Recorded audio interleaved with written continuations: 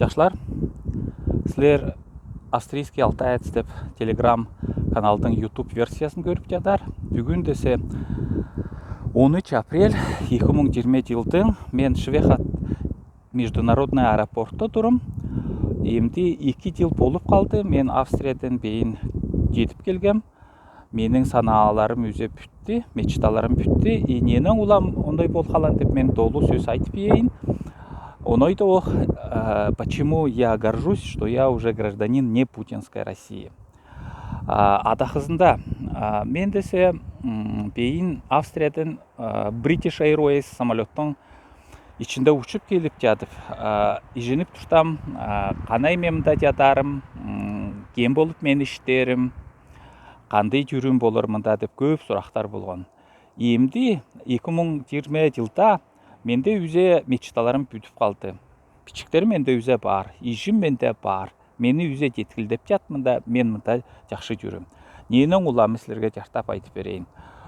Жаш тұрстан ала, балдар бойының ені адасын далдар арқасы жоқ. Бойының дөрелдерін. Менің салымымла, менің жүрімім анай келіш қалан. Мен Австриядан кенеттейін ұшарға келішкен. Емді карантин өйінде, көрерменсілерге мұнда панорама берейін. Бұл аэропорт Швехат. Бұл головной офис бұл мұнда австрийские авиалинии деп. Авиакомпанияның офисі болыр. Көрттір бұл? Мен сабарым үстінде австрийские авиалинии. А вот бұл мұнда Flughafen Wien AG. Вот бұл десе международный аэропорт. Вот бұл олында оң жанымда самолеттердің қанаттары көрінеді. Вот. Оның ары құчынды улалты пиектер. Алтайда жантайын анчадалақан осы аймақта. Алтай албатыны мұнай төгіндегілеп тұрттан жан ұлыс башқарттыран депне. Қырлықта анчадала ондай стереотип болған. Уголовник Байрышев башқарды өл қалды. Ұртанып тұралы приговор алған УАЗикті Кестелев Николайдан ақшаны 104 мың вымагасталы тұтырталан. Анан кейін қаноз аймақта Григорий Пильчин башқаратын өй болған. Үзе жан ұлыс деп ондай с придыханием прямо таким, особенно Петр Иванович Кабин любил падать коленем, мне вот ол ондай жан ұлыс башқарттыран. Орыс тілге көчірсе, жан ұлыс дегені, ол VIP ұлыс деген емес не.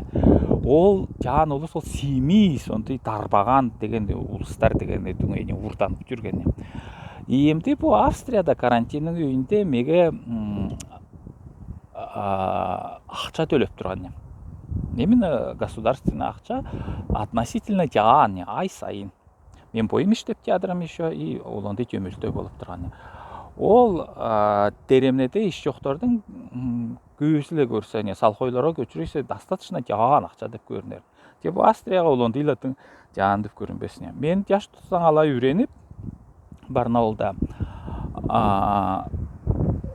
мен жақшы үйренгем.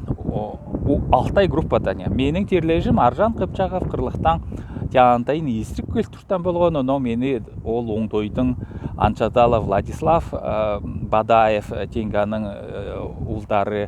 Емді ол отырыс көн түрмеден Чекурашев Алтай Григорий Барзыныш Чекурашевтың ұлы.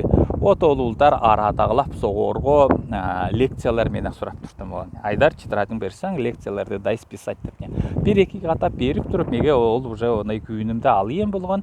Менің күйінім өчкен бұл Алтай ұлдарға, ненің үшін олар ұлайлы арқатағылап тұрттым болған. Оның үйренбештен. Оның ұлам мен десе өске орыс группадан көчірінгем. Үйретімді жақшы пожотолы Новосибирскте не животноводствоға барғам. Аспирантураны үйреніп диссертация печерді.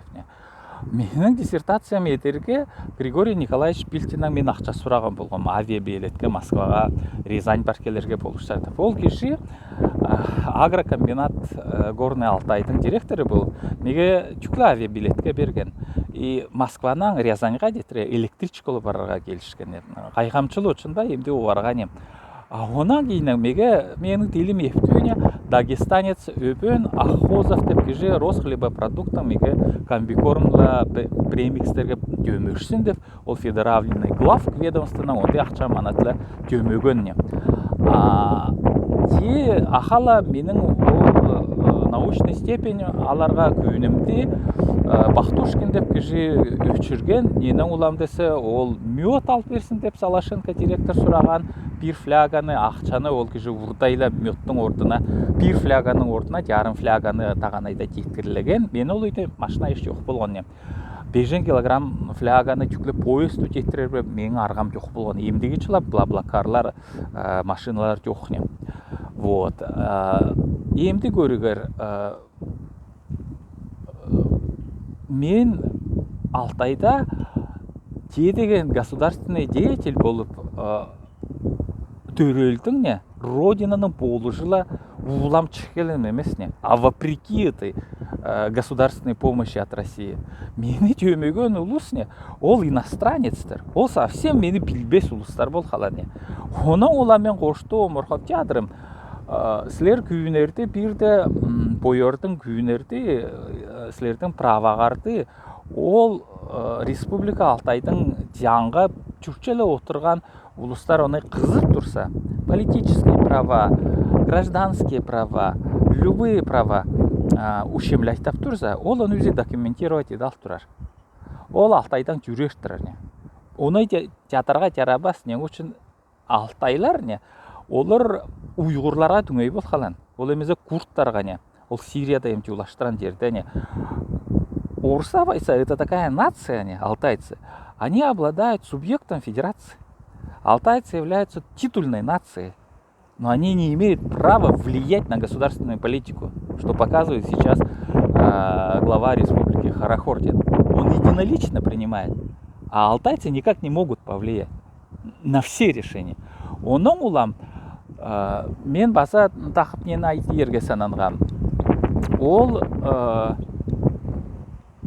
мен депутат болып, ол Байрышевтың преступленияларын өзі ашық айтып, приговорды листокто өзі печіп тұрып, ол уятқа кірген улам өліп қалған. Онойды оқ, мен бұл Австрияда туралы айтып жатырым. Бүгін ұқтым Геннадий Суминге қаршылу керек açылған деп. Мен сүйініп жатым. Ол ондай ұшқыларды Григорий Пильтин ненің улам Пильтин қаршылу керектер еткен.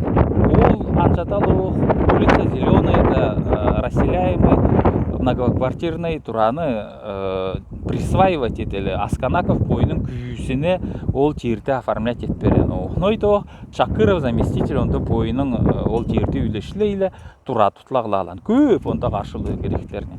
Ойды Геннадий Сумин патриоты Россияда партия төзіглейлі. Албақтыны жүйілтегіледі. Ол уголовник Байрышевтың крышасы болды. Оның улам мен баштанып жатым қара Алтай албақтанға сілердің күйінерді, правағарды мұнайда ущемлять едіп тұрса, үзе документировать еді алтырар. Оның бұл европейский орынтора келі политический убежище меншілап алал тұрар. Ол уят болыр. Это будет позорище путинской России, потому что bütün этносты, алтайларды, российские власти преследовали именно из-за национального признака, потому что они алтайцы. Они борются за свои политические права, меньшилар. А олар ярабайдан, это им не нравится, и поэтому они вынуждены вот так вот поступать. Скрывать, обманывать, в том числе и карантинные деньги, они не будут вам выплачивать. Самое прикольное, им дегенче ткацкая фабрика, да, швейная фабрика, да, юзе фабрикаларды олар раздербанили. Оло кто-то Алексей Тюхтенев, госкому имущество юзе, ол государственное имущество был. А емти десе қырлықта, сельский факта, бирде маска жоқ. Қайқамчылы учма? И вот. Атақызында, завершая беседу, жаңы подписчиктерді австрийский алтаецка каналға қычырып тұрым. По видеолы үйлешіп тарқатып тұрар. Ставьте лайки, задавайте вопросы. Жақсы жүрігер.